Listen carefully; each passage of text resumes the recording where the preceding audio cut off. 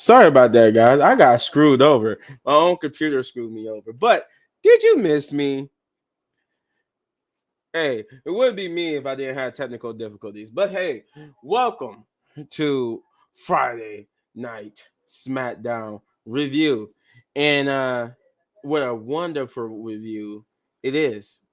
Or as I say, is this was a weird Smackdown for me. Uh I have some reservations. I've been having reservations about everything WWE has been doing since that Monday Night Raw on Netflix. And my God, oh, we got a co-host here. Shay, did you miss me? Yes. Thank you, little big man is back. Oh my God. Uh, I got lots to say, and I wish I could have been on the video with you guys when talked about the Raw for Netflix because oh my God, that was a horrible show. But no, it actually, I'm glad SmackDown went the way it went because I can actually say it here. Special Uh, session. and the thing is, we start off SmackDown with something that I do not like, and because it makes no sense, and it points to what Punch be saying about what he was saying how it didn't make sense for like Nia Jax to be teaming up with Liv Morgan after the whole Crown Jewel incident. So, but anyway, let's get into it. So we kick off Monday Night Raw. Of course, they give a recap of what happened on the Friday Night SmackDown. We they give a recap of what happened on Monday Night Raw. The Raw on Netflix, and then we kick off with Paul Heyman, who basically comes out and to celebrate the fact that Roman Reigns has beaten Solo Sikoa and is the undisputed, ununanimous tribal chief. Which right there, that sentence right there irritates me. The fact that Roman beat Solo, but uh, then he proceeds to talk more about Roman Reigns and what was the next to come for Roman Reigns, which is why he wanted Cody Rhodes to come out because he has instructed Paul Heyman to tell Cody Rhodes something. And he calls out Cody Rhodes. Cody Rhodes comes out and Paul Heyman proceeds to tell him that that Cody has done something that most people around most of the people on the roster has not been able to do and earn Roman Reigns' respect. And Roman Reigns then wants to inform Cody now that he got his Ulafala back, he wants his title back, and that he plans to do this so there won't be no surprises. He plans to enter the Royal Rumble, win the Royal Rumble, go on to WrestleMania, and challenge Cody Rhodes for a third time. This would be, if Roman Reigns wins, this would be the third match. This would be the rubber match. Remember, Roman Reigns won the first one. Cody won the second one, became champion. So this is the third one if this happens. And he does this whole this is not a prediction. This is a spoiler thing. Before Cody Rhodes can have a chance to respond to Paul Heyman, he would get interrupted by Kevin Owens, who said, "You want to know what I want to talk about?" And at first, it caught me off guard because I thought this was Cody Rhodes talking until I realized that was Kevin Owens, and he said something that actually is true. And just when you thought it couldn't get worse, it did get worse. And on Monday, first it was like, okay, he teamed up with Roman Reigns to end his little feud with Solo Sikoa, but to start the feud with Kevin Owens. But then it just devolved that Monday night on Netflix. It devolved worse because The Rock came out with the Final Boss gimmick, everything, and he cut a babyface promo, and he even was acting babyface towards Cody Rhodes, a person he beat damn near to death in front of his bus. The man he wanted, Mama Rose and all that stuff. We went from all that to this promo on Monday. And Kevin Owens mentioned that he's shaking hands now. Cody Rhodes and The Rock are shaking hands and doing all this. I'm like, yeah, it did kind of get worse. And now he's shaking hands with, like he said, now you're shaking hands with Paul Heyman, and not 30 seconds later after you shook hands with Paul Heyman, or with Paul Heyman, he informs you that Cody, that Roman wants his title back. And this is all Cody's fault, because if you would have just let Solo and them destroy Roman, he said we wouldn't be dealing with this. And if Roman takes that title back from you, it will be the devastation to the whole company. But Cody had enough of it, so he gets out the ring, goes and attacks Kevin Owens. So they brawl back up the steps in the crowd, and then we don't see them for a minute. But Tama Tonga and Jacob Fatu enters the ring, and they're getting ready to attack Paul Heyman. And I'm like, so did we not hear Solo say before that if Roman Reigns gets the Udofala, they all will have to acknowledge Roman Reigns? So we're not even following the logic of the story here. Okay. So then they look like they get ready to attack Paul Heyman. Jimmy comes out for the save, but then they kind of start beating him up. And then we get Cody Rhodes coming back after dealing with Kevin Owens, and he ended up coming to Jimmy's aid. And he helps Jimmy fend off Jacob Fatu and Tama Tonga and protects Paul Heyman.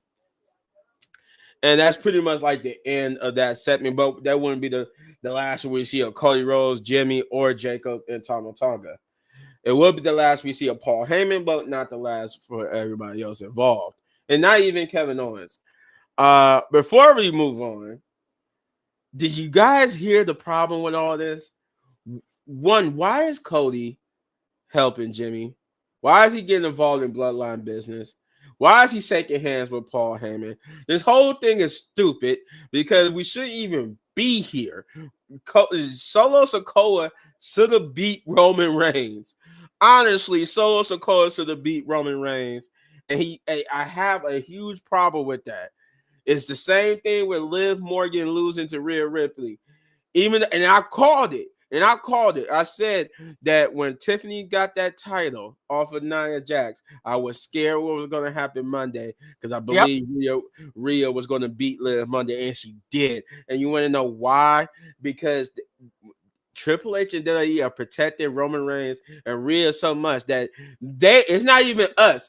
They are so scared to make them look vulnerable that they think their stock is going to lower, that they're going to make them look weak, and it would have done nothing to them.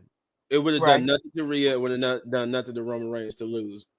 But no, now we here with this stupid storyline, and Kevin Owens making more sense because why are you getting involved with this bloodline? Why do you care if Jacob Fatu and Tama Tonga is attacking Paul Heyman or Jimmy Uso? You had nothing to do with that storyline, Cody. Instead of us focusing on Cody and Kevin Owens, like they were trying to do both. They wanted us to focus. They wanted the story to be about Cody helping Jimmy against the bloodline and focus on Kevin Owens. It should have been solely just on Kevin Owens and Cody Rhodes beating the hell out of each other throughout the whole night. Yet we got this weird interaction with Cody and the bloodline. Cody seems to be okay with the blood. This is just no, it don't make sense and it's stupid. But that's my 2 cents. My co-host Shay, what do you think? Oh Lord, we got a lot to talk about, guys. What the ham jam? What was going on Monday and Saturday, Friday night? That is ridiculous. Like, I understand Jay coming out to defend Jimmy. I'm surprised that Jay didn't come out, but that's his brother. I understand Cody defending Jay. They cool. They've been cool since Survivor Series last year when they fight together. That's different. But for him to come out, and I understand talking to Paul, cool. I understand that. We all know Roman wanted to get his rematch. We all know this. We know that was going to happen. But for him to shake The Rock's hand whatever they was doing backstage on live, like, come on, Triple H. Like, why are you having all these mix up storylines? Him, Drew, him and KO, everybody is tied together. Roman, Drew, Seth, Yeah, everybody's tied. I don't like that. it's like it's weird. Why is like I get Drew. I do get Drew. Don't get me wrong. I Right. get Drew and I get Kevin. I get Drew and Kevin. But it seems. But what is the direction here? What is going on? Why is The Rock and Cody on? Did we just forget that we got a storyline that we didn't even get to? What did he give Cody Rhodes? What did The Rock give Cody Exactly. Rhodes? Why did The Rock come out in Bad Blood and go, like that, and With count the one, three. two, three? Like Yeah. what? Now he's good with Cody Rhodes, and then Cody Rhodes doesn't like what? No, like Roman. I say it once, I say it again. Roman and Rhea should have lost. They should have been on a whole different. Honestly, what this does for one with Rhea, now we're stuck. We are stuck in this Rhea Liv vortex because if it's not Liv, who else is there? Nobody wants to, even though I ain't even gonna say it because it's a part of the leaks, and the leaks are looking like more and more is going to be true, especially Right. especially given the fact that what happens later on tonight was when it comes to a certain Miss New Champion, and the fact that her first title defense is happening next week, but according to the leaks for the Royal Rumble. So I'm like, okay, if they don't say this match happens at the Royal Rumble, then the leaks are starting to become more and more true again. So Right. I'm going to say that part for later, but according to the leaks, I don't want to see that. I do not want to see them two running back. I don't want to see Rhea and this leak person running back. I And don't. why do Jimmy always get beat up? Like, I don't understand that. He always gets beat up every time he's alone. Like, are we not Oh. going to elevate Jimmy to the United States Championship level? Like, eventually, Jimmy gonna have to start winning matches. Oh, okay. Don't worry, guys. It's a lot. I still got a lot more to rant about because Smackdown, in all intents and It was purposes, horrible. was horrible. Like, Jesus Christ. That was the most boring SmackDown I ever seen. I would say boring because it was only a couple of things that actually was interesting. I did not give a I damn fell about asleep, it. actually. Oh my god. All right. So after all that, we go to commercial break, come back. Jacob Fatu. This was one of the better moments of SmackDown because this was funny to me. I like this part. I ain't gonna lie. I like Jacob Fatu, so I like how he acts and stuff. And so the security are trying to force them out. We see them force Tama Tonga out, and he just walks out the door, and I'm like, okay.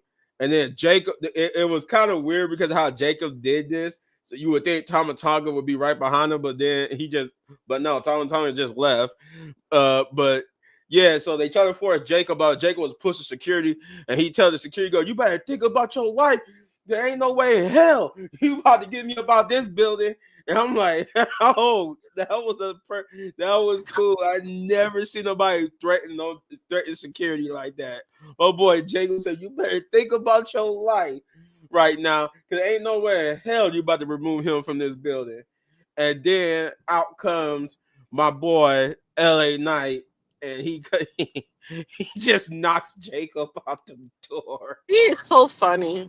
And he said he didn't use his inside voice, so I put him outside, and I got a championship match to get ready for. Yeah. And He's hilarious, you man. just see Nick Aldis looking at him. And then we do get to the first match of the night, which was kind of like it kind of rubbed me the wrong way because the fact that Mi Chen got a jobber's entrance, and for those who don't know what that means, jobber's entrance means her entrance happened during the commercial break. At least her coming out to the ring part. it did show her in the ring. They had to, but they, mostly when they do that, they don't. The announcers and them don't even say their names until it comes back from commercial break. So you ever had a WWE SmackDown Raw, then somebody comes out, but the referee doesn't say nothing until like super late. You was on commercial break, and that's a jobber's entrance. That's basically what the jobber's entrance is. They don't. It's just a person coming out, music. Nobody says nothing, and then all of a sudden the announcer just come out of nowhere and just announce the person that's already in the ring.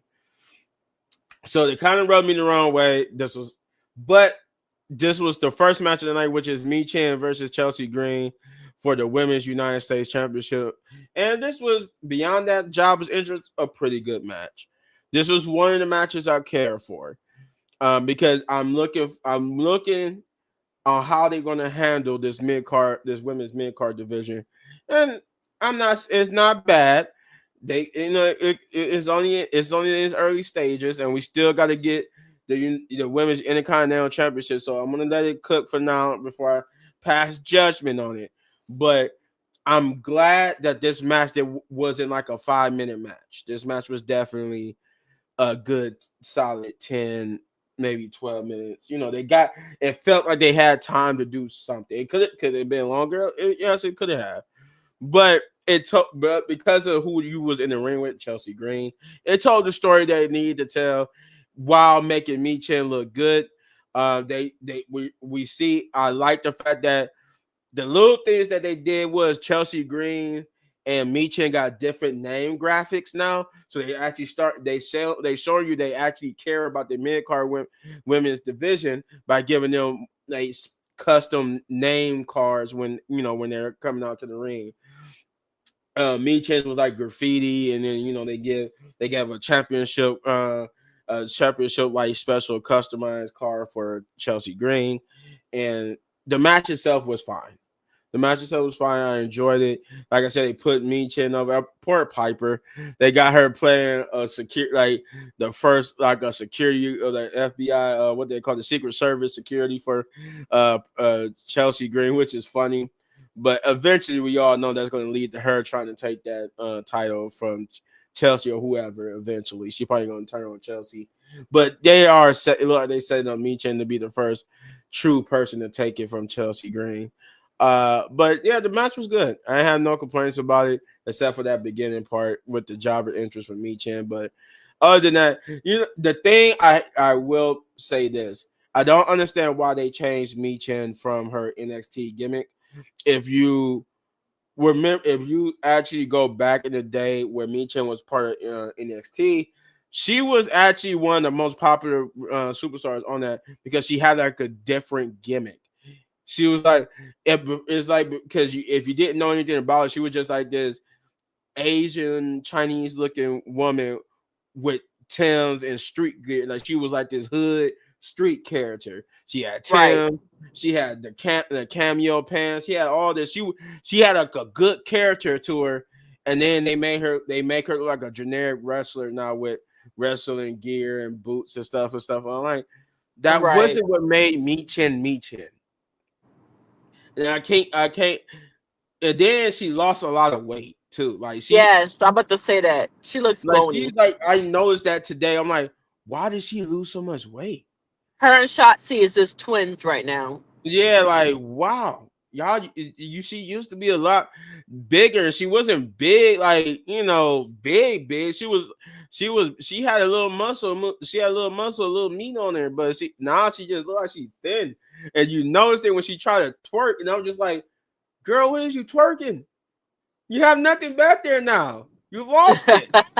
You But lost it. it just it was just I don't know why they changed her gimmick. They need to bring that gimmick back because that's the Michin people could get behind. It goes with Michin. Like it doesn't look right. Like she don't look right with the song and everything, and yet she's not the person with the Tims and the cameo and the stuff that she used to wear in NXT. Like that fits her character. But other than that, the match was good. And Chelsea Green, of course, with the help of Piper, never got the win. I think she rolled up Michin and had the tights.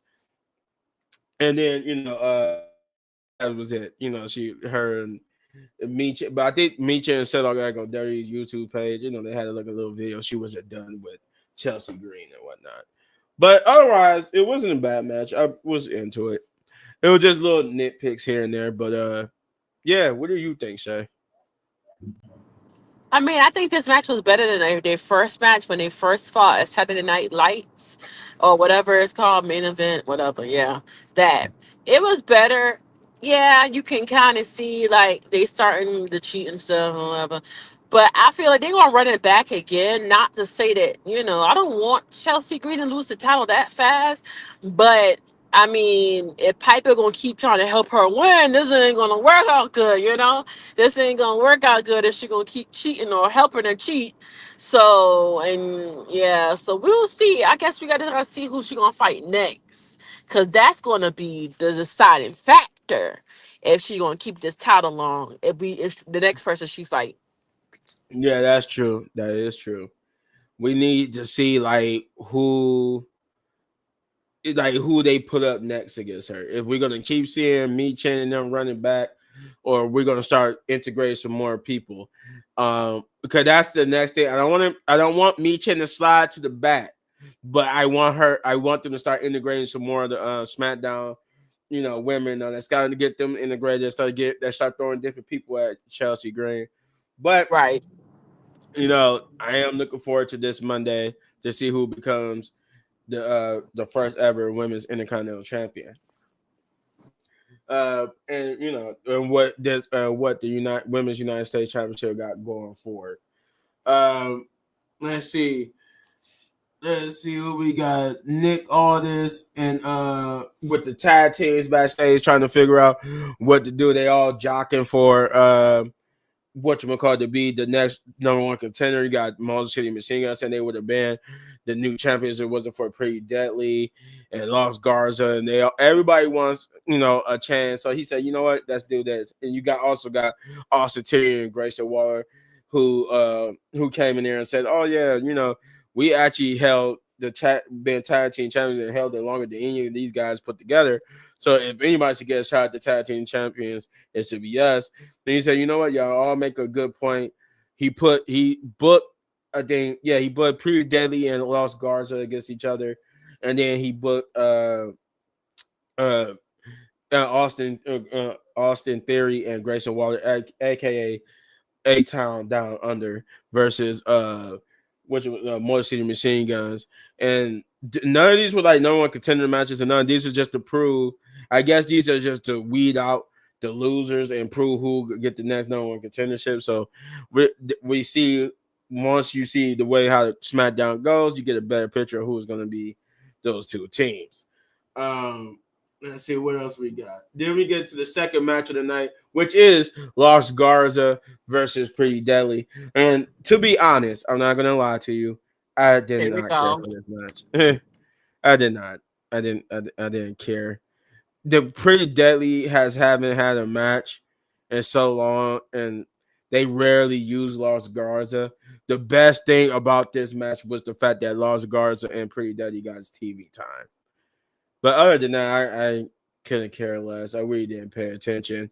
Like, I watched it, but I really didn't watch it. But I watched it. Like, I watched it enough to see that I really didn't care about it. And I mean, it was a good back and forth. But these was two heel teams going against each other, and it really didn't. I guess it just didn't really grab me. Um, and yes, it was kind of boring too. At that, it was kind of boring. But in the end, Los Garza got the victory over Pretty Deadly. Shay, what do you think? That match was trash. They could have kept that one off. It was just ridiculous. Like, y'all finally gonna use Pretty Deadly after everything that was going on. Y'all wanted them. Oh, this so-called musical. Like, nobody cares about the musical. Nobody cares about them with their disco ball and Santo Escobar group. All they do is cheat. Like, be for real. Like, nobody really cared about that match. Like, they need to split them up. All three of them need to. Those two groups need to split up because and Austin Theory group too. All of those. It's just ridiculous. I just don't understand. It's aggravating. Pick something new. You ain't got you know more people back there in the back that can go do a segment. You didn't have to fight a match. Could have did a segment. Or you could have even took this time you could have booked Electra Lopez versus somebody, and I would have cared more about that because it would have had something to do with Exactly. the women's United States Championship. You could have booked her go up She against could have B fought Fab. her. She could Yeah, have, B Fab. My yeah, girl B Fab. like what happened with B Fab? Y'all not just gonna book B Fab? She had an impressive match in that tournament, and then we just gonna forget about it? Like, come on, bro. B Fab was killing it. I like her little outfits, everything. Baby girl be killing it. Yeah, Electra Lopez killed it in her match. That's why I'm saying, like, are we just gonna forget about these people? Like, come on, like I already would have saw them two fight than what this match was, but I can't. That's what we got. Um, and then there's no promo. We just straight into it. Next match is L.A. Knight versus Shinsuke Nakamura for the I almost said women's, but the United States Championship, the men's United States Championship, I should say. And this was pretty good. This was pretty good, but the ending was kind of predictable because I'm like, given what we saw already today, yeah, I knew that ending was coming. Like once, like they kind of that was what the only thing that hurt. That's the only complaint I have about this match was that you kind of telegraphed it, and I wanted to, I hope people picked up on it when I said it earlier when it came to an earlier promo, but that kind of telegraphed how this match was going to end. And then it didn't help none that you had Wade Barrett and them saying that, oh, like this could have major consequences and stuff like that. I'm like, yeah, I'm pretty sure I know how this match is going to go. But the match for itself was good. You know, him and LA Knight went back and forth. It got a very good lengthy time to it. This was like almost like a 15-minute match. They did it really pretty good. I even like the little spot with the turnbuckle and Shinsuke hitting his knee. The back and forth, the Shinsuke and them almost beating each other beforehand. But yeah, the ending of the match came when after Shinsuke Nakamura hit his knee on the exposed turnbuckle, LA Knight would hit his finisher on Shinsuke Nakamura. But you could tell what was coming because all of a sudden LA Knight act like he was too weak to go get the cover, so he was taking his time. And I'm like, oh, okay, yeah, it's one of them spots where he just trying to buy time until, yeah, here comes Jacob Fatu and Tama Tonga through the crowd, and they will attack LA Knight, giving LA Knight the victory via disqualification. And they would beat him down until Jimmy. And once again, for some odd reason, we're gonna keep showing, we're gonna keep doing this tonight. Okay, so once again, Jimmy and Cody Rhodes comes out and attacks Jacob Fatu and Tama Tonga. I'm like, why are you continuing to it? Okay, maybe I understand earlier, Cody. Maybe if even let's say I could just understand earlier. Okay, you was out there having a nice conversation with Paul. You didn't want Paul Heyman to get attacked. Okay, fine. Why now again? Why are you doing it again? 2 times in one night. Now we have Cody Rhodes for no apparent reason attacking Jacob Fatu and Tama Tonga. For what reason? What reason? You barely had one earlier. Now you really didn't have one right now. You had none. He had no reason to come out and help Jimmy. Jimmy, I understand. Cody, I have no, like, I barely understood the beginning of the show, and I don't understand it here. But yeah, they come out and they attack, they fight off Jacob and them again. But this time, Cody gets on the mic and he tells Nick Owens, no, don't kick him out. Don't send him home. I'm here. Jimmy's here. They're here. Let's do it. Let's do a match. And we got a dramatic little back and forth, looking back and forth between them, like he trying to ponder. Nick always trying to ponder what to do, and then he just says, "Okay, fine. That's what you want. That's what you want." And he says that's the match, and that becomes like your main event is going to be Jimmy and Cody Rhodes versus Jacob Fatu and Tama Tonga, which in itself was another one, just like this match with LA Knight. I knew how this match was going to end too. It was just predictable, but I'm just like, I don't understand what we're doing here. Why is Cody Rhodes getting involved in their business yet again? It just keeps it. If we're trying to go for, we want to make Kevin look more right and more right and more right to the point where Right. Cody Rhodes turned heel. Okay, I guess that was I come back and be like, well, I see now the vision. This was all to turn Cody Rhodes heel. But at this point, I don't get it. I don't understand. There was no reason for Cody Rhodes to be goody two shoes with The Rock.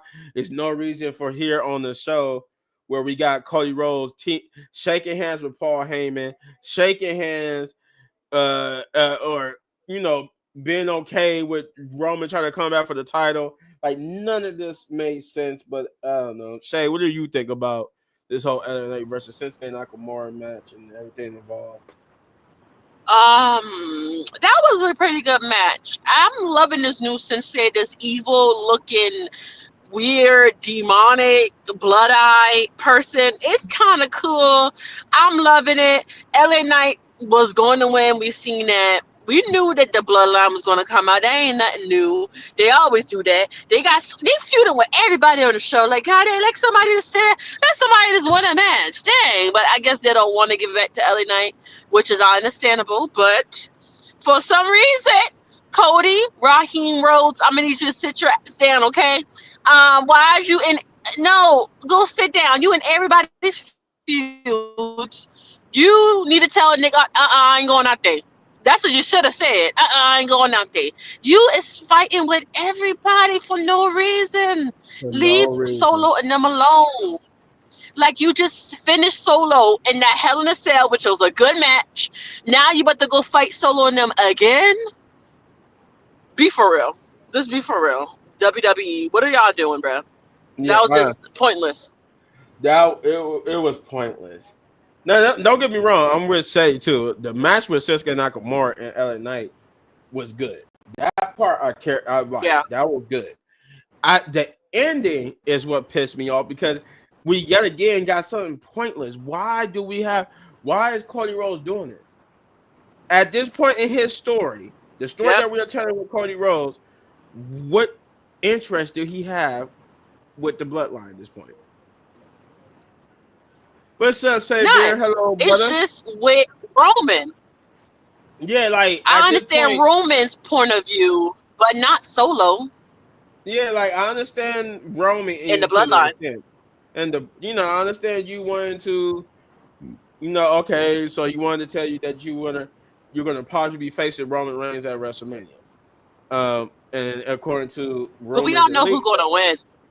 yeah, we all know who's gonna win. We all know it's just uh, I get the whole Roman Reigns part, but why is we interjecting ourselves with Jacob Fatu and stuff? What did you have? You have no business Right. with Jacob Fatu. You have none.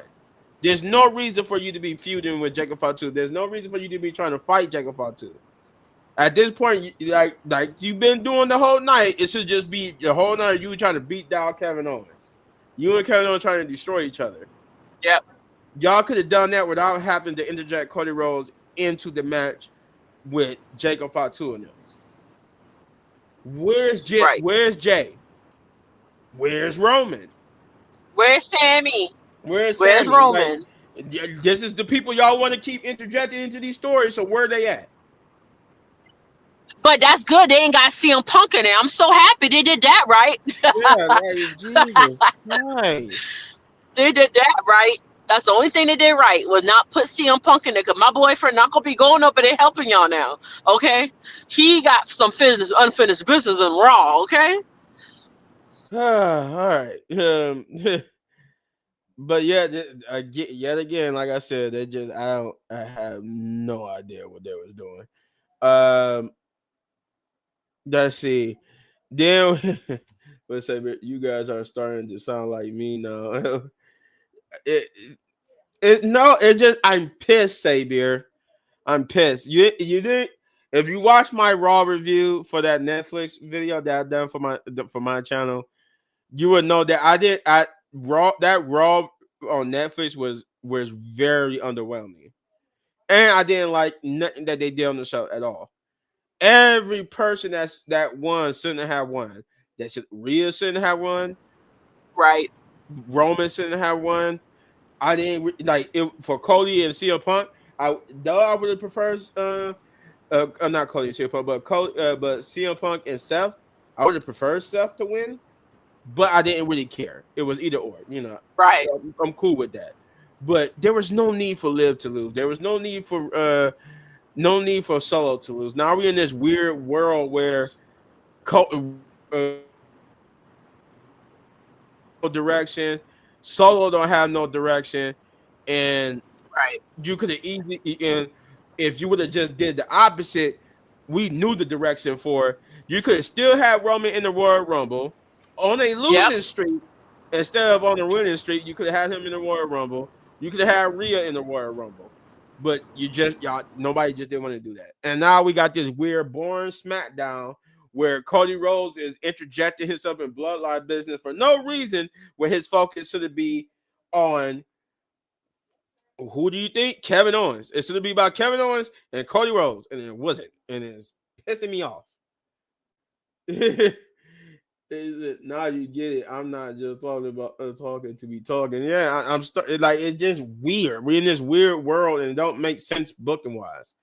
But anyway, we get to the fourth match of the night, which is Motor City Machine Guns versus Austin Theory and Grayson Waller, aka A Town Down Under. Now, granted, this was a match I didn't particularly care for because of Austin Theory and Grayson Waller. These was just like pretty deadly. We really haven't seen much of Austin Theory and Grayson Waller. They like haven't really been non-factors, but now that we got 3 hours, we can actually put them on the show. Motor City Machine Guns are the reason why I kind of kept interest in this match, but it started to win me over a little bit because the match did go for a long time, and the longer it went, it was the okay it got. I mean, I still didn't care for the match, but it was better than the Pretty Deadly and Lost Garza. I will put it that way. It was more entertaining and better than that match, and I care about it more than that. So it was cool. Pretty cool, a good tag team match between the two, a good finish with Motor City Machine Guns getting the victory. I think it was announced like at the end of the show that for next week we will see like Lost Garza and Motor City Machine Guns go against each other. They try to, I guess it's like an unofficial number one contenders tournament where they're trying to determine who will get the next thing, the next shot at the championship. But yeah, so that happened. Well, where is Gunther? Gunther had a video package on Monday Night Raw. They like a hype video package, which they should have done for Cody instead of having him there being, oh yeah, they're gonna rock, talking about something. Yeah, there go Cody, who's been holding down the championship, the champ company for the past years, done a great job, and blah blah blah. I'm like, what? What is this? I'm like, what is this? What promo is this? Did Rock just come out here and just do whatever?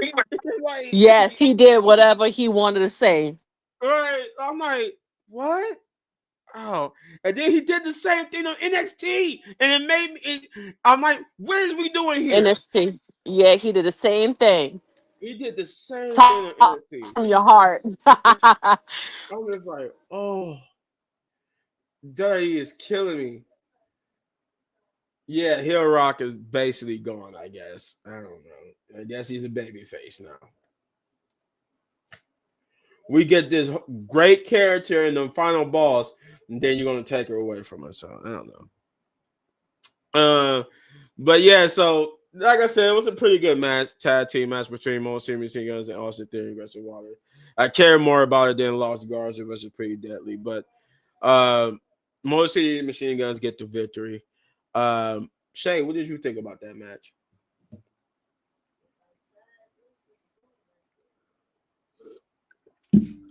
You with me, Shay? I guess not. Anywho, we'll come back to her. We'll come back. Let's see what we got. Pretty Deadly and DIY. basically came together. I guess they was wondering why DIY wasn't out there um, to help them, and they said, what you say?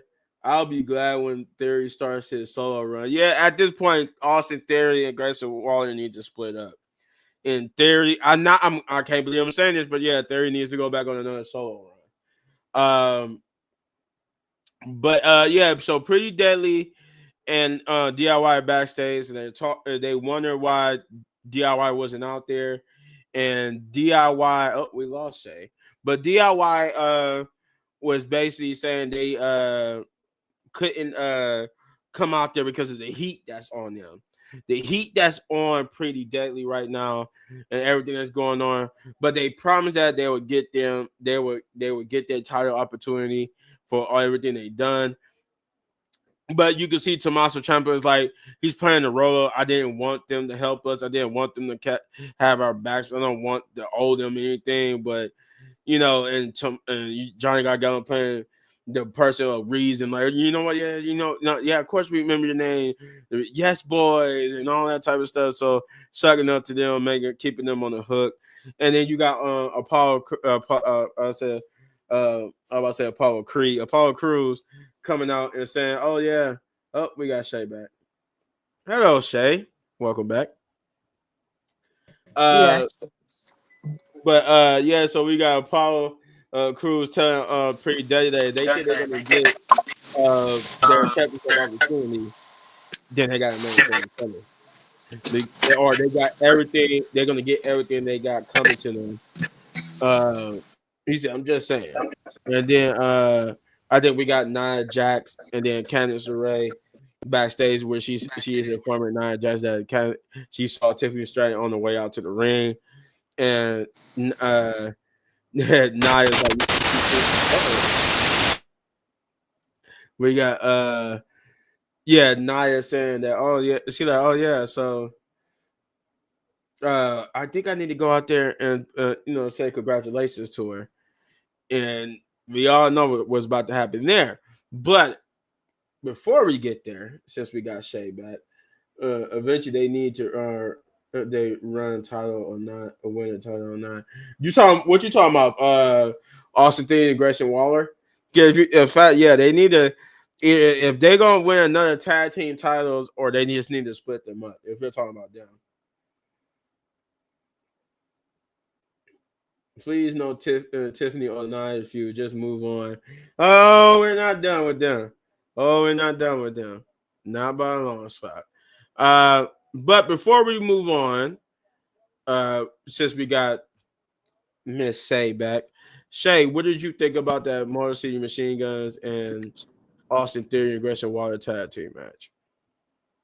Just throw it in the trash. They could have did something else. Nobody wanted to see that. Awesome Theory them ain't fighting forever. And now y'all want to give them TV time? Like, bye. Be for real. Like, no. They could have did another segment or something, or a TV package or something. Give us something different. You want to give us that? We don't care about that. Like, we don't care about Austin Theory and them, okay? We really don't. That match was okay. It didn't really sparkle my eyes, if you would say. Yeah, like I said, for me it was just a little bit better than the Lars Garza and Pretty Deadly match. I could actually say I actually cared more about this match than that one, but then again, I could have dealt with all it too, because I'm like, you just don't be using Austin Theory and Grayson Waller enough for me to care about them. So I don't know. Yes, boy, we need a title run. Oh yeah, the Pretty Deadly is overdue for a tag team title shot. They need it because y'all keep giving it to Street Profits or the other team. It's just let somebody else win it. Just give it to Pretty Deadly at this point. Just let them get it. Oh gosh, they'll be entertaining. Like, give it to them. Yeah. But y'all know what time it is, right?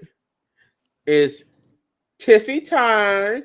And this time, this promo is Tiffany Stratton's, I guess, official championship celebration. Though they didn't really do it like how they usually do championship celebrations. But nonetheless, it was Tiffany Stratton's championship celebration where she's interviewed by Byron Saxton about fighting, pulling the trigger, and becoming WWE Women's Champion. And then I guess she got triggered because Byron Saxton said something about her being bullied, but she goes on to explain that she wasn't bullied by Nia. She befriended Nia and played the long game, until it was time for her to pull the trigger. And she said she allowed Nia to think that she was a dumb blonde and all that type of stuff. But she said, "Well, who's the dumb one now?" Holding up the title, and basically says that she wants everybody to put respect on her name because it's Tiffany time. And then we get Nia Jax, who comes out and basically kind of sort of congratulate her, saying that she actually thought she was dumb and that she actually was able to rub two brain cells together to put all that together, but that she let Tiffany have her moment for all 10 to 15 seconds, and then demanded that she handed over the title back to her or she was going to take it from her. But then Bailey would come out and also congratulate Tiffany, but and then admit that if this was all just a con and her, a long con from Tiffany, she said she'll admit you had me fooled too, because I thought you was pretty dumb.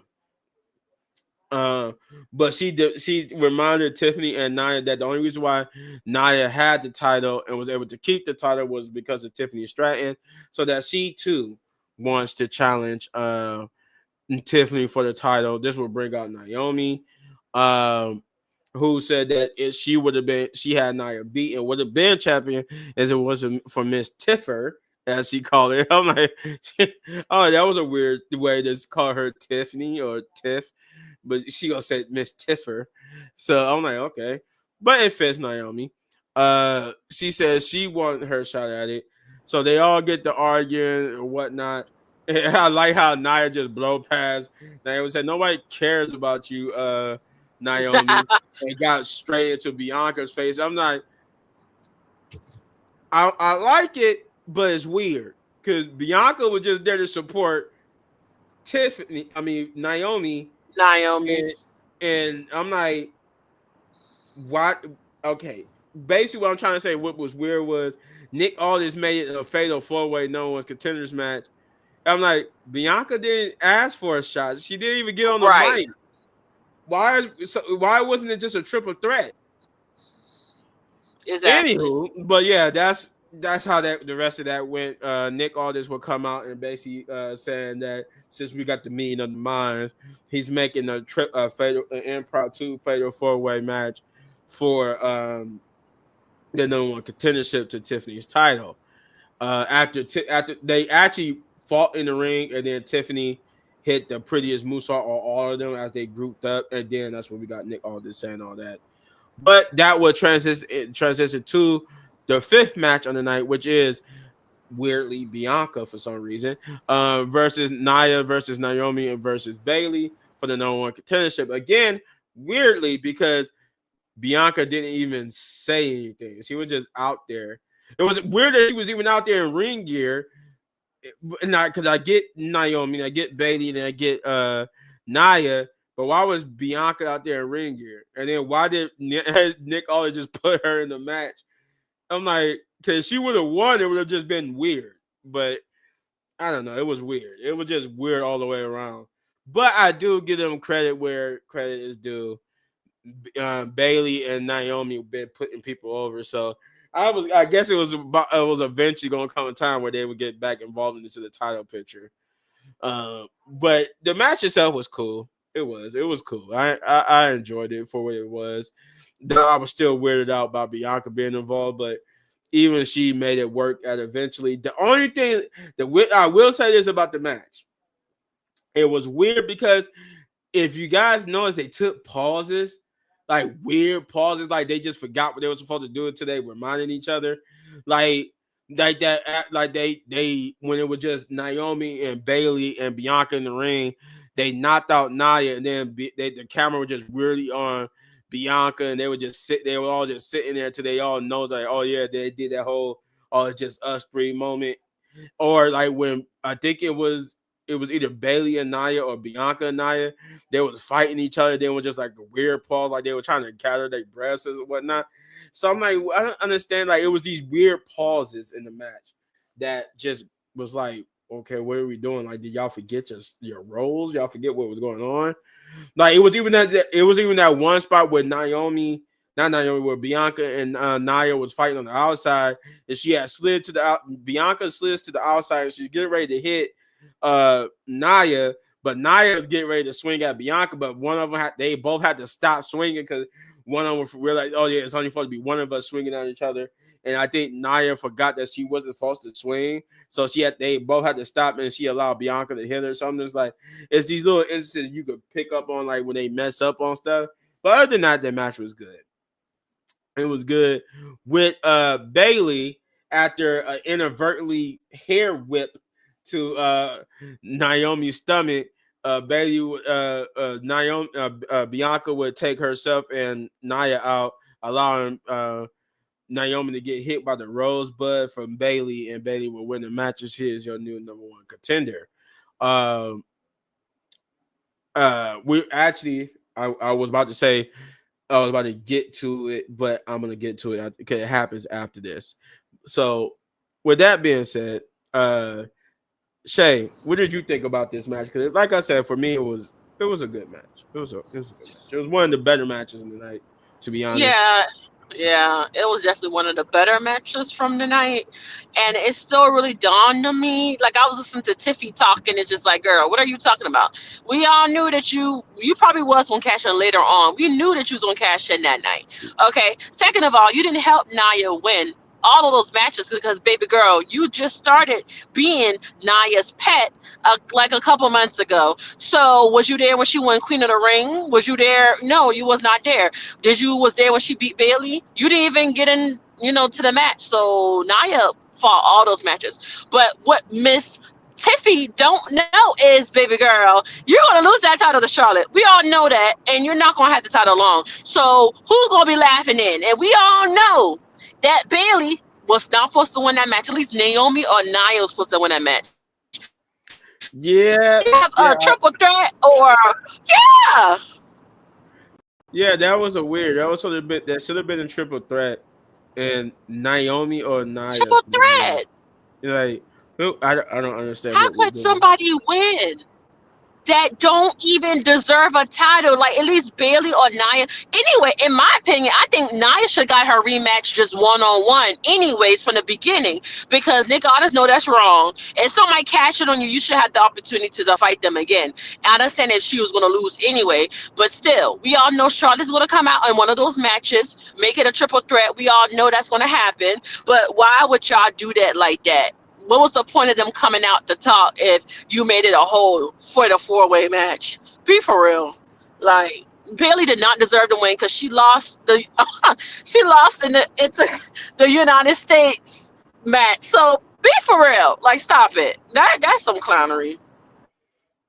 Yeah, but it makes sense if you know that with the leaks, and I'm gonna get to that in a minute. Pretty Deadly and Guns feel is money down the line. Yeah, that could be. That definitely could be. God, please, if you hear me, no Nia and Tiff, you please. It's useless. Just let Tiff start her own run. Yeah, we're not done with It's it gonna yet. be, yeah, it's not gonna be over. It's gonna be what, a month? She gonna have that title? No, 3 months, 2 months. She not gonna keep that title long. We know that. I don't know if she's gonna keep it long, but I know Nia and Tiffany are not done. Um, Thanks to the fact that Nick Aldis is about to do, what I'm about to say he's about to do. Saying simply, Exactly. why are the tag champs in a time match? Shouldn't they be defending their tag titles? Like, yeah, like I don't understand. Exactly. Like, it was weird. Like, I don't understand what the heck that was going on. Like, why are we putting?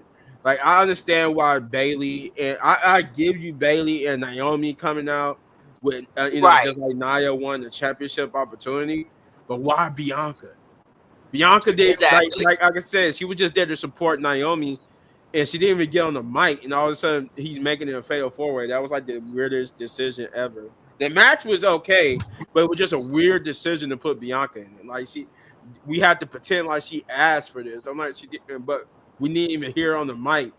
We didn't even hear her on the mic the whole night, like at all. and then you let your friend take the pin, like you were supposed to be there to help your friend win. That's the thing I did. That didn't make sense to me. You was there, Bianca. You were supposed to help your friend Naomi win, and you get knocked out the ring. Be for real. Yeah, that didn't make sense. None of that made. But then again, this whole SmackDown didn't make sense. Like, honestly, it really didn't. It didn't. So here we go again. So afterwards, we get Cody and Jimmy just backstage, and I'm just like, oh, they're just gonna keep rubbing this in my face the whole night. This is just gonna keep pissing me off.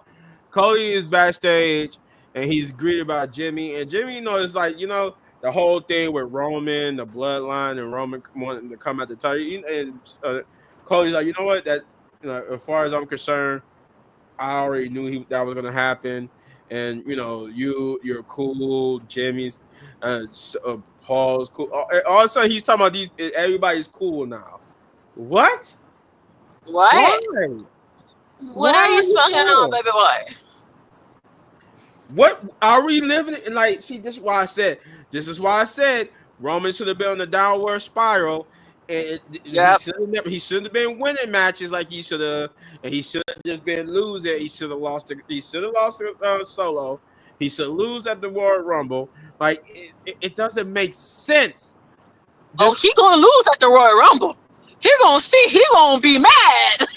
He gonna be mad at that Royal Rumble. Yeah, I mean, yeah. It was like a little minor spoiler. According to the leaks, was it's looking like it's going to be true.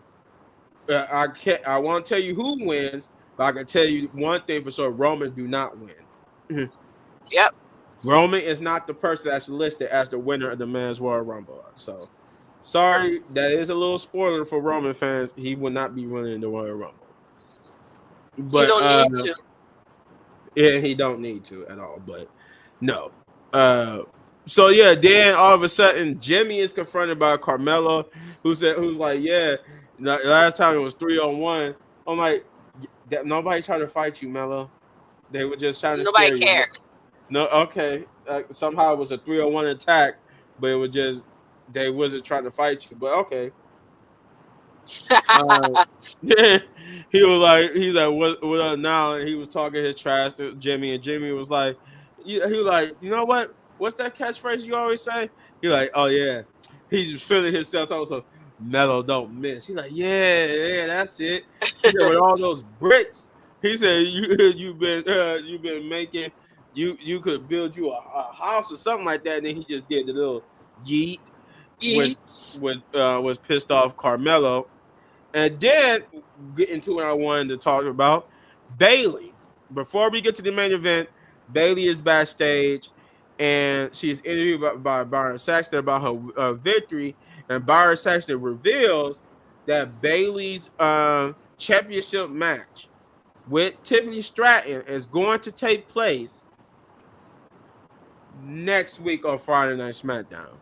And the reason why I made it dramatic like that, because the leak for the Royal Rumble, the leak card, did say that Tiffany was going to be champion and that she was going to be defending against somebody else at the Royal Rumble.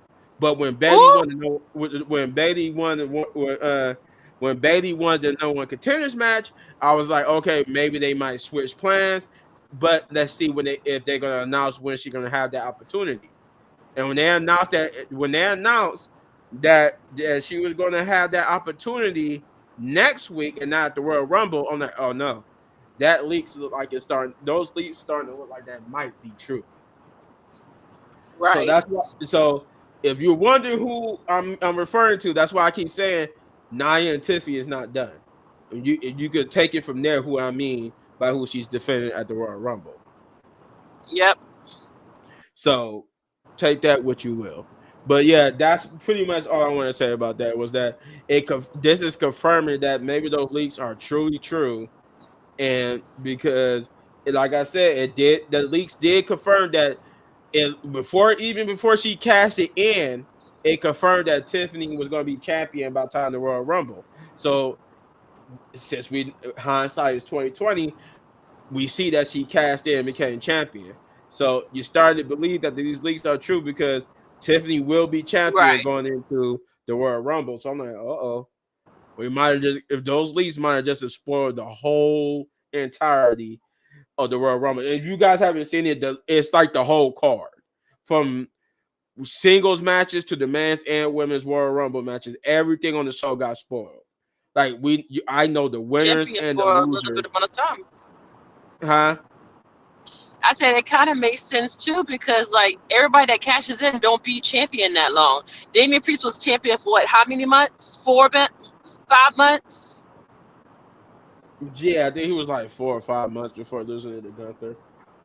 Yeah, it ain't gonna last long. I mean, I wanted to, but come on, we all know that it ain't gonna happen long. It ain't gonna be long. That's sad though, but yeah.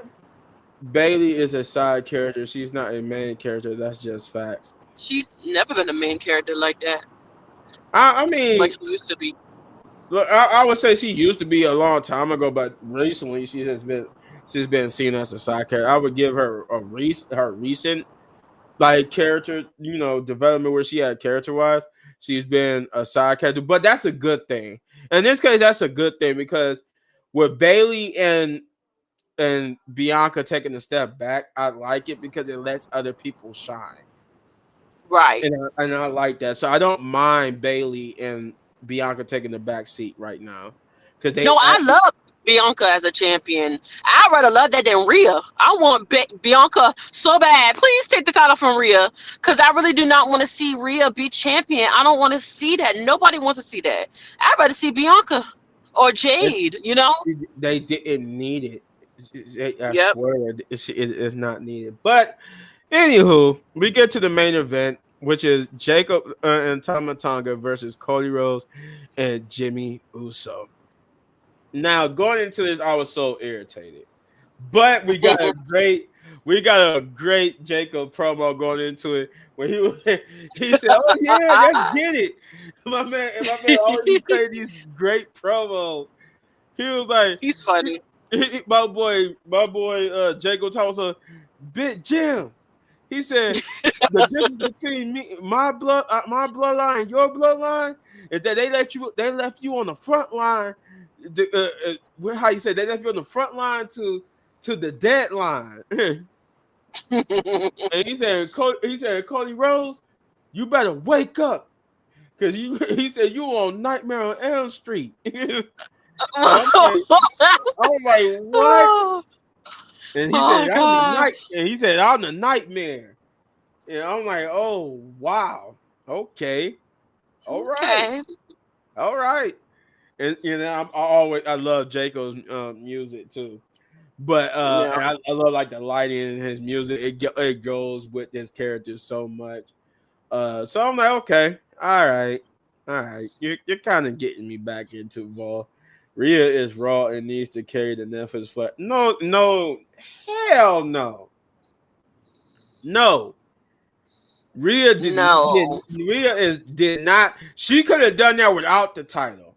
Honestly, she's dominant. Without the title, she could have done that without the title. And plus, she needed to be on the downward spiral. Mm-hmm. Because if you think about it, the whole thing with her in the Judgment Day, with Damian Priest and Rhea Ripley leaving Judgment Day, them causing them the titles and everything, that should have been a downward spiral for both of them. They should be working their way back to being champion. Not even this soon. Like, not Rhea being champion this soon. Rhea, at the very least, should have won at WrestleMania to become champion. Yeah. At the very least. If we was going to get the title back to Rhea, it should have been at WrestleMania. It should have been at the Raw on Netflix. It should not been at Raw on Netflix. It either should have been at WrestleMania or not at all. But not at all. But here we are. So no, hell no. The next female star is going to beat Rhea but who? You gotta have nobody. The only person that at this point, the person that's going to beat Rhea is Jordan Grace when she comes to WWE. Because she's Jordan Grace is either going to go to the Roxanne. or Roxanne. Roxanne Yeah, too. but Yeah, she lost her no, title. I think they bring Roxanne is going to SmackDown. She's not going to Raw. Oh. Yeah, Trick. According to rumors, Trick Williams and Roxanne are SmackDown bound. I Oh remember that wow. when the whole trade window thing started, it was already rumored that them two was coming to the main roster and they would both be going to SmackDown. So if anything, it'll be Jordan Grace when they bring her over to the show to WWE permanently as a WWE superstar. Uh, but that's my point. It shouldn't be Jordan Grace. My point I was trying to make it is that would be the only person now I can see that could beat her, but it shouldn't Right. be her. Like Jordan Grace should have actually still cut her teeth more in NXT before we get her to the main roster. Because And then not everybody who watches WWE watches TNA. Now I'm gonna say not, I don't mean a big portion of them because a lot of people know who Jordan Grace is, and a lot of people know who watches WWE know who Jordan Grace and Joe Hendry are. So I'm not gonna say a lot of people don't watch it, but at least let them cut their teeth first and make their names known more and WWE before we get to the main roster. But I have a feeling that when she comes over, Triple H is just gonna put her on the main roster on Raw, and she'll feud with Rhea Ripley. If we don't get Liv Morgan and Rhea Ripley for again, a hundred times, because in my opinion, I think Liv Morgan should win the Women's Royal Rumble, but according to the leaks, that's not going to happen. So, anywho, back on track here. Jacob and them had a good match with Cody Rhodes and Jimmy Uso. It was okay, but it was predictable. That was my only problem with this match. It was just like with LA Knight and Shinsuke Nakamura. This match was predictable, in the sense of because we've been seeing it the whole night. And even Jacob said, "You see what we've been doing the whole night." Like, yeah, that lets me know how this match was going to end. But yeah, it was the way it ended too. I have a problem with the way it ended because of the fact that this is what the whole night should have been about. Instead, we interjected Cody Rhodes in this match for what? Just so we could get to or what? just for Jacob and Tama and Cole and Jimmy have something to do. Yeah, that's what it felt like. It felt like this match was just so Jacob, Tama Tonga, and Jimmy had something to do. Yes, It and felt like they didn't have talk nothing. about the exactly. It felt like they didn't really have nothing to do for them. So they were like, you know what? Let's just use this opportunity with Cody and Kevin Owens, and let's make a match between Jacob Fatu, Tama Tonga, and Cody Rhodes and Jimmy Uso, just so we could frame Kevin Owens and Cody Rhodes around this whole thing. This is more so about them, but we just want to have them be able to do something. I don't know. That's what it felt like. But it was a pretty good match. It was a standard Jacob Fatu dominating like match with Tama Tonga. It's kind of dominating as well. But Cody Rhodes and them, they all went back and forth. You can still see the little hesitant with moves when it comes to Jimmy. I think Jimmy is not 40. He may not be 40 100%, or he may just be scared to injure himself again. Because I get it. Jimmy has been injured a lot in the past couple of years. So, I get the whole timid thing from Jimmy. Because I'll be timid too. I'm like, man, every time I try to go all out and entertain, I get injured. Right. I just want to not be injured and actually have a good run in WWE. But, yeah, the match itself was cool. Of course, as usual, Kevin Owens will come out to distract Cody Rhodes right when they had the upper hand on There Jacob we Fatu go. and Tama Tonga. This will cause Cody to leave the ring and fight with Kevin Owens, which should have been a disqualification, by the way, because I think they was hitting each other, if I'm not mistaken, or was Kevin Owens? No, Kevin Owens was just getting beat up. So I forgot that was earlier when they was hitting each other. But in this version of the brawl, it was just Kevin getting hit by Cody Rhodes.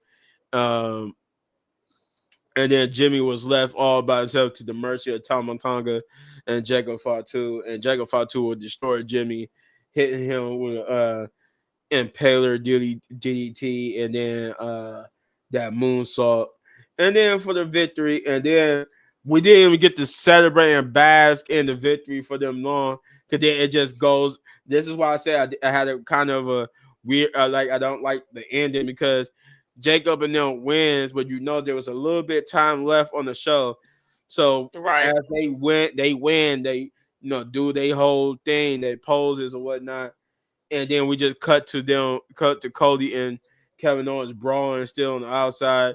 They fighting on top of the stuff. So it's just like we just go cut into their victory pose. Right. Like With the sandwich on the on I'm like, here's the so sandwich and the drink. I'm just like, oh my god, why didn't you just make the whole night about them? Like, Exactly. what is we doing? Messing up everybody else's matches. That would have been nice. Like obviously you didn't have nothing for Jacob because of Solo not being there. No Roman, you had nothing for Jacob or Tama Tonga to do, and you had nothing for Jimmy to do. So you just said, you know what? That's just that just have Cody interfere so we could have them give them a match later on tonight or something. Because that's the only way to make sense of why Cody would interject himself with helping Jimmy against Jacob and Tama Tonga. It was just to give Jacob, Jimmy, and Tama Tonga something to do for the night. Yep. Because all you had was Paul Heyman and Cody Rhodes on the show. My God, Yep. this was so stupid. But yeah, so like I said, they win the match, but we don't even get the chance to bask in it because we just cut to Cody Rhodes and them fighting. They fighting in the crowd again, and then they fighting on top of like crates and stuff. And Kevin Owens is trying to put Cody Rhodes through the tables, but then Cody will reverse it. They will fight again, but then he will attack. He will tackle Kevin Owens off the little crates through the table onto the concrete floor, which I'm like, ow. Because usually y'all have like a little crash pad. That was pure concrete. So I know, at least for Kevin, I know he was true. He might have a cracked rib for real. Cause he landed.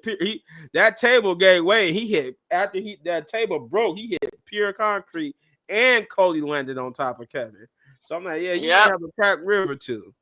But and then now with the show would just end with them like, just stuck in the rubble, and then Cody trying to, Cody just walking away, and Kevin trying to reach for him, but then the official stop him, and that's the end of the show. Like I said, this was just weird. They should have the whole show should have been about Kevin Owens and Cody Rhodes beating each other on site. We shouldn't have saved Jacob Fatu and Tama Tonga and Jimmy for next week. We could even save Paul Heyman for next week when Solo is actually there. It was weird. It was just a weird show. I mean, do I enjoy the chaoticness of it, of Jacob Fatu and Tama Tonga? Yeah, but it got overshadowed. The good carnage that Jacob Fatu and Tama Tonga could cause got overshadowed by the fact that they interjected Cody Rhodes into it, and it just made me like, it just took me out of it because I'm like, why? Why did we got Cody Rhodes in this? So just like, what are we doing here? So now he's just cool with the bloodline all of a sudden. Is Cody Rhodes gonna become Cody Uso now? Like what we got going on? Cody Raheem Uso Rhodes.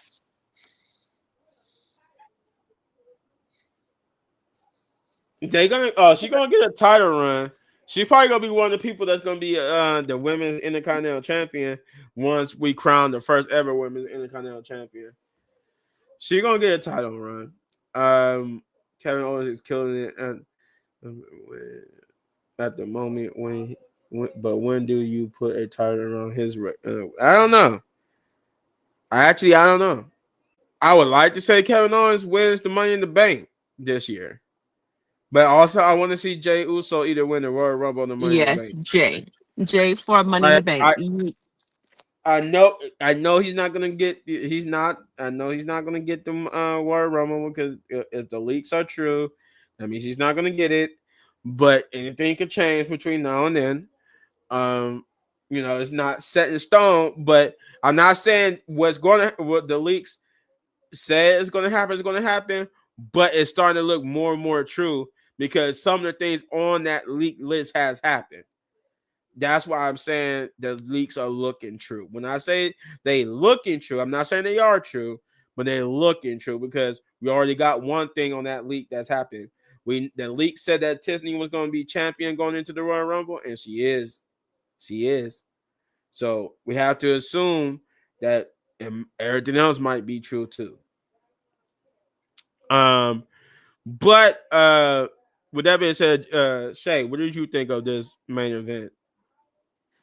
The main event. Oh, it was too much going on. Cody Raheem Rhodes running out there like he Captain Sabo. Like, go boy, sit your Right. behind down. Doing too much. Then you got, I understand Jimmy firing them. That's cool. But then you and KO just gonna barge. Y'all could have did that the whole show. Have them interrupting other people matches. I just have no idea why they did that. Like, oh my god. I don't understand. Like that was the worst SmackDown I ever watched in a long time. Even Yeah, last week was way better than this week. yeah, last week was way better than this week. I'm like, oh my god. It was Like, just ridiculous. this was just ridiculous. Like, I don't. Oof. I honestly, at going into this, I was gonna give it a 6, but I'm just like, oh god, this was just so horrible. It was like it was nothing really too good about this show. Besides from the Paul Heyman stuff, the Jacob Fatu promos, for me anyway, in my opinion. I like the Paul Heyman promo, though it was weird that Cody Rhodes is just okay with the bloodline all of a sudden. Uh I like Jacob's promos. I like the match with Bianca Belair, and then even though that was weird that Bianca was in the match, but I still liked it nonetheless. Tiffany's promo was okay. The main event was okay, but everything else kind of was like either good, or either okay, or was too predictable. I really didn't like the Lost Guard. The match, the only match I will say I did absolutely did not like was that like Angel Garza and Pretty Deadly match. I could care less for that match, but I don't know. I really want to give this a 6 out of 10. But this was an average show, so I'm giving it a 5 out of 10. This was just an average show. I'm sorry, this show was average at best because I don't know what they was doing with this. And you want to know why this show was average? Because the stuff that they pulled with the Raw on Netflix was going to set the tone for itself and this SmackDown and the stuff to come. But no, this was a 5. This was a 5. It was a 5. I like I said, Sabier. I said I was going to give it a I was originally going to give it a 6, but no, it was a 5. It was I can't. Hey, this is just my opinion. I didn't really like everything on the show. I didn't like. I liked the Michin match. The Michin match was cool. The Women's United States Championship match was cool. I didn't like the Lost Garza match. The LA Knight match was predictable but good. Motor City Machine Guns match was okay. Cause I like Motor City Machine Guns. I just don't like Austin Theory and Grayson Waller too much. Tiffany's promo was good. Bianca's match was the Bianca versus Nine, the Fatal 4-Way for the number one contendership match was okay, and the main event was okay. It was just the what really pissed me off about this episode was that nothing made sense character wise. That's why I'm giving it a 5. I'm giving it a 5 because story wise, nothing made sense on this show. Nothing. I'm sorry, nothing made sense on this show. And it's a 5.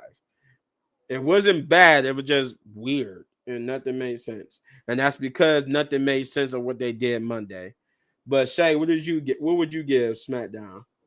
I'm gonna give it a I would give it a 4 because I didn't like really none of the matches. Only like 2 or 3 out of 5. So I don't know. Oh, here you go with the dog barking. Yeah, I really didn't like. Can I talk to the people in the United States? Like, we don't care about what you got going on. But yeah, I really didn't. Only like 2 or 3 matches. I didn't like all of them. That's why I'm gonna give it a 4. Yeah, like I only like there was one match I really didn't like.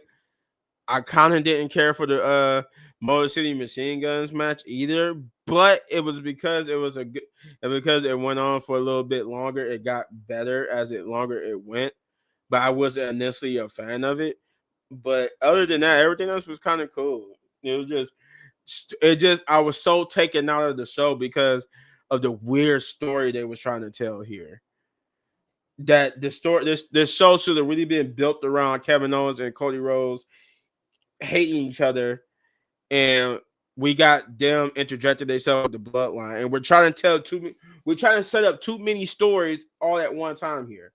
We're trying to set up a potential group with Kevin Owens and Seth Rollins and Drew McIntyre, and a hatred of the bloodline and all that type of stuff, and CM Punk.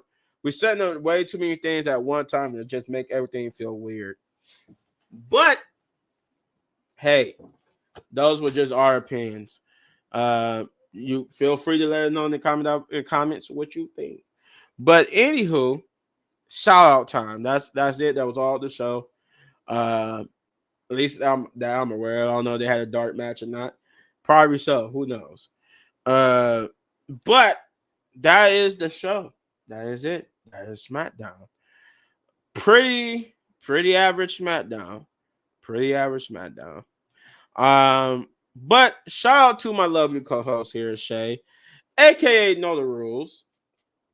So if you enjoy football, if you enjoy wrestling, and you want a channel that does both, that talks about your two favorite sports passions, football and wrestling, then get over to her channel, Know the Rules, and hit that like, subscribe, share, hit that notification button, do all those great things for her, because that's what she does. She talks about football and wrestling. So that's your woman right there. For if those your two favorite things to talk about, she's your girl. What did Savior say? The perks as of right now, the I'm perks of crying. the perks of joining this channel is to be amongst other poor black men and women trying to make a living. Because we ain't rich yet. We ain't rich yet. But the perks of Not yet. not yet. But the perks of joining this channel is when we do get there. Hey, you'll be a member. You'll be right there with us, bro. Success comes with all of us in here. When one succeeds, we all succeed. So that's the perks. As of right now, you join a community of like-minded people who like to talk about wrestling, who like to give their opinions and critique, the stories that we see, and the rumors that we hear going into the show, all that good stuff. You get to join like-minded people. So that's the perks. Those are the perks. And then when we get to the better perks, like the success, the YouTube plaques, all that, then you get this. You get to be a part of that. You get to be a part of that. So, and hey, that might be on a launching pad for your own show. Who knows? Mostly everybody here on this in this group got their own YouTube channel. That's how we come together. We're like the Avengers, except we're the low tier street level Avengers that nobody really cares about. But anywho, not selling ourselves short here, except for Big Chris. Big Chris, he's becoming the Avenger level people. But speaking of Chris, get over to his channel, Chris Wrestling Views. I haven't checked out his recent numbers, but I remember he was 70-something thousand strong, barreling towards 80,000, almost he was like 70 plus thousand something strong. He might be at 74 or 75,000 now. Like I said, I don't know for sure, but the point is we want to get him to 100,000 subscribers. So with that being said, Get over there to his channel, hit that like, subscribe, share, hit that notification button, do all those great things for him. And yeah, let's get him to that 100,000 subscriber mark. Let's get him over there. We want to see him with the YouTube plat when he does one of these videos. So we need you guys' help to do that. Shout out to Jeff. I can't. He has. I would. Sorry, Jeff, if you're watching. I can't remember your channel's name. Because we went from Jeff Dog Gaming. It's something. It was so hard to keep up, but Jeff does have a YouTube channel, but he's been arguing back and forth with the YouTube gods. So he does have one. I'm sorry, I can't remember his YouTube channel, but I will shout it out here. But that just shouts out to Jeff. Shouts out to Punch as well. I figured he would be on the show because today is his birthday. Punch, aka Thanos, aka Shane, is his birthday today. So let's wish Thanos a happy birthday. Let's see. That shouts out to Big Bro Hector as well. And shouts out to Kicking It with Leo, who was on the channel with us this past Monday. I did get to see the video. I wasn't a part of it, but Tuesday. He was there on a video Tuesday. I didn't get to be a part of it, but he was there. So let's get a shout out to Kicking It with Leo. Get over to his channel. Hopefully by now he has reached that 500 subscriber mark. So I want to say, if he is at that 500 subscriber mark, let's get him to 1,000 subscribers. By hitting that like, subscribe, share, hit that notification button, do all those great things for him. Let's get him there. Again, that's Kicking It with Leo. I think that's everybody. I think that's Shay, Punch, Jeff, Chris, Hector. Oh, forgot about me. Me, myself. Can't forget about me. Get over to my channel, LilBigMan Gaming, and hit that like, subscribe, share, hit that notification button because I'm trying to get to 10,000 subscribers. Shout out to the new subscribers I have gained. By the way, love you guys. Yeah, I do video games. I do movie reviews, TV show reviews. I react to movie trailers and TV show trailers. I react to a lot of things. I'll talk about a lot of different things. I'm a jack of all trades. Except for comic books, I know Sabier is gonna get on me about that because he always said I should be talking about comic books, and I will.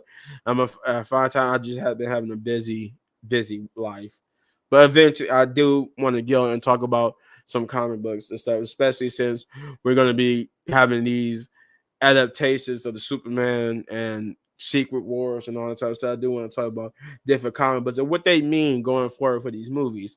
But anywho, if you like all that, especially as you like gameplay, because I will be doing another live stream tonight for Dead Island 2, so be on the lookout for that.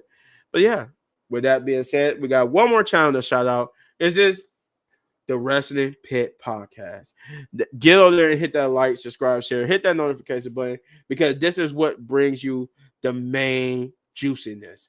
Because you get a reward once we get to 500 subscribers and or more. We'll take more. We'll definitely take more.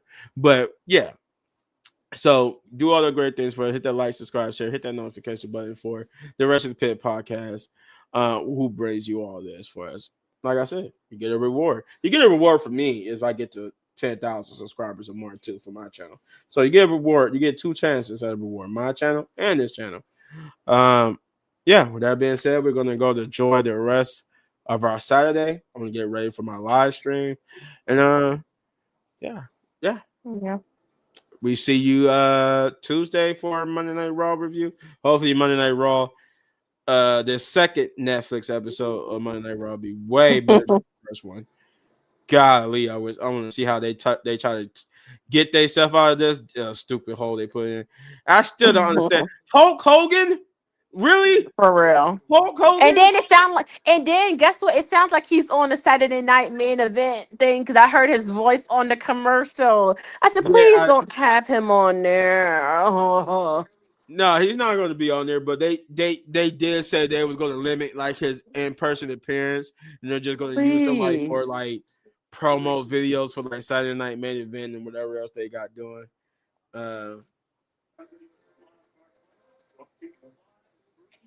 If I'm paying, I want comics and lots of content. Oh, trust me, you're gonna get lots of content, sir. You're gonna get lots of content. But yeah, oh, actually, before we go, I got one more. We got one more surprise. Say beer. Chris is answering your question too. Look what he says. He says the perks of joining the channel is to express your opinion about pro wrestling. It's free. It's no subscription or anything. Boom. Couldn't say it better myself. You're joining a group of like-minded people, expressing your opinion, expressing your critique of WWE and pro wrestling. Couldn't say it better myself. Thank you, Chris. Couldn't say it better myself. But yeah, we're gonna get out of here. We're gonna enjoy the rest of our night. Thanks for Chris for stopping by. Hopefully, we'll Yes. see you in the next video. Thanks to everyone who stopped by. And we were signing out by saying Resident Pit Hey, Podcast. podcast baby. Yes, yes, yes. Oh no, we don't have no pay. You see, you messed me up, Chris. You messed me up. Look at you. Look at you. No, we don't have a Patreon or anything. No Patreon, no nothing. All right. Nothing like that. But yes, as we just said, Rest in Pit Podcast, baby. All right. We out. Love you guys.